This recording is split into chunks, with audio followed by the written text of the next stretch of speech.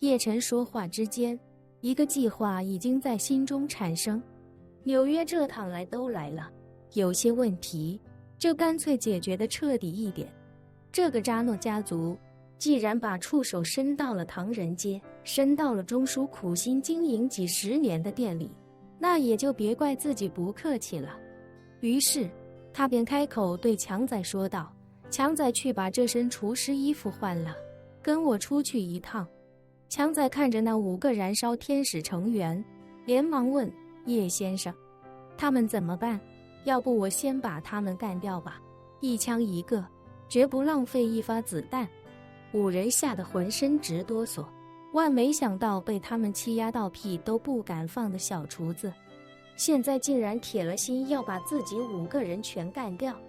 叶晨见强仔表情坚定无比，微微笑道：现在杀他们为时过早，先让钟叔和倪大伟盯着他们，等办完正事再杀他们不迟。陈兆忠连忙问：少爷，你有什么打算？有没有什么需要属下去办的？叶晨笑道：不必了，钟叔，一会儿我跟强仔走后，你就把店关了，在这里等我们回来。如果这期间有不长眼的人来找麻烦，你就用这5个人当人质，然后立刻给可心打电话。在纽约，没有费可心摆不平的事情。别说区一些帮派混混，就算是扎诺家族，在费可心面前也连个屁都算不上。但叶晨并不想让费可心出面帮忙，一旦他出面，这件事情也就不那么有趣了。不过叶晨也知道自己分身乏术，若是带着强仔去见扎诺家族，就要防备着烧鹅店被燃烧天使的其他人盯上。陈兆忠自然知道叶晨用意，轻轻点了点头。叶晨又问倪大伟：你在纽约也混了很多年，扎诺家族具体的情况你了解吗？比如他们住在哪，有多少人，管事的叫什么？倪大伟连忙道：扎诺家族就住在长岛附近，有一个扎诺庄园，黑手党都比较能生，家族直系成员人口众多，估摸着至少也有30-50人的样子。现在扎诺家族的族长是安东尼奥·扎诺。好，叶晨点点头，对陈兆忠说道：钟叔，我带强仔去一趟这个扎诺庄园，一切顺利的话，2个小时内回来。陈兆忠连忙道：少爷多加小心。来自西西里岛的扎诺家族已经在纽约叱咤风云数十年了，这个家族世代都是黑手党，家族供奉几十年的家族信物，是一把产自2战时期的汤普森冲锋枪。据说当年那个执掌扎诺家族的老扎诺变卖了西西里岛的资产，来到纽约之后，就是靠着一把汤普森冲锋枪逐渐在美国黑道站稳脚跟。而那把有着芝加哥打字机支撑的冲锋枪变成了扎诺家族的精神传承。据说直到前年，这把冲锋枪都被悬挂在扎诺庄园正厅墙面的 C 位，直到新一代的扎诺领导者决定洗白，才将这把枪从墙上摘了下来。不过摘下这把枪并不代表着扎诺家族要金盆洗手，相反，他们将非法买卖全部拆分出去，给了下面那些看似与扎诺家族没有半毛钱关系的马甲帮派之后，暗中更是不断推动那些帮派在纽约乃至整个东海岸攻城略地，以此来增加他们的势力范围，全面提升他们的非法收入。而明面上的扎诺家族，在这一代的首领安东尼奥·扎诺的带领下，则在尽全力洗白自己的身份，并削尖脑袋向着上流社会靠拢。安东尼奥·扎诺很清楚，越是上流社会的权贵，越需要黑手党这样趁手的工具。不过伪善的他们是不会允许自己明面上与黑手党有任何合作的。这也就意味着，一个黑手党家族想要得到他们的垂青，第一件事就是要把自己洗白。说得通俗一点，现在的上流社会需要的不是葬在床底，见不得人的夜壶。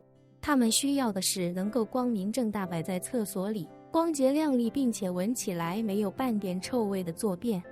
传统的黑手党就是一个个又脏又臭的夜壶。所以安东尼奥·扎诺很想带领扎诺家族完成从夜壶到坐便的蜕变。此时的安东尼奥·扎诺正在自己的庄园指挥着家族成员以及心腹手下，将庄园布置得极为隆重。今天他要在自家庄园接待一位远道而来的贵客。为了迎接这位贵客，扎诺家族所有成员都早早放下手中的事务，赶回家中准备。这一次邀请的贵客对扎诺家族的下一步发展极为重要。若是能够达成合作，那扎诺家族将更上一层楼。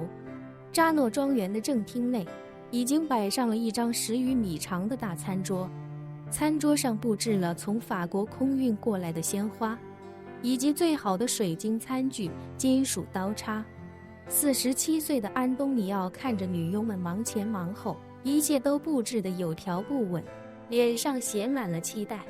此时他的7、8个兄弟姐妹以及他们的孩子的配偶们也都盛装准备好，纷纷上前向安东尼奥问好。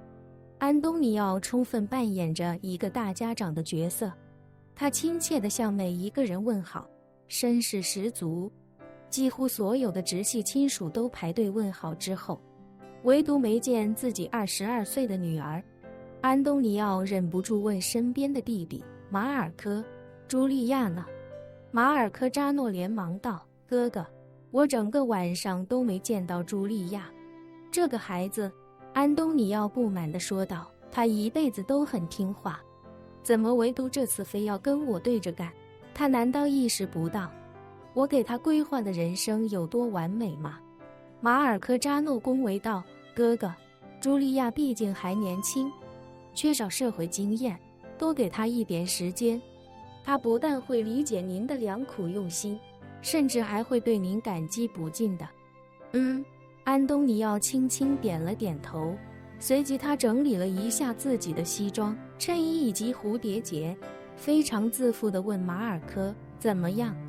我现在看起来有没有教父的感觉？”“有，当然有。”马尔科称赞道：“哥哥，整个美国，乃至整个欧美，没有人比您更接近马龙白兰度。”安东尼奥微微颔首，淡然笑道：“我，安东尼奥·扎诺，一定会成为西西里有史以来最成功的教父。”这时，安东尼奥最小的弟弟弗朗西斯科跑过来，恭敬地说道：“哥哥，贵客的飞机已经在肯尼迪机场着陆了，预计40分钟后抵达庄园。”“很好。”安东尼奥有些按捺不住心底的兴奋，高声道：“能不能再上一个台阶，就看今天晚上了。”说罢，他小心地用手掌顺了顺自己的发型，开口道：“你们在这里盯着，我去找茱莉亚。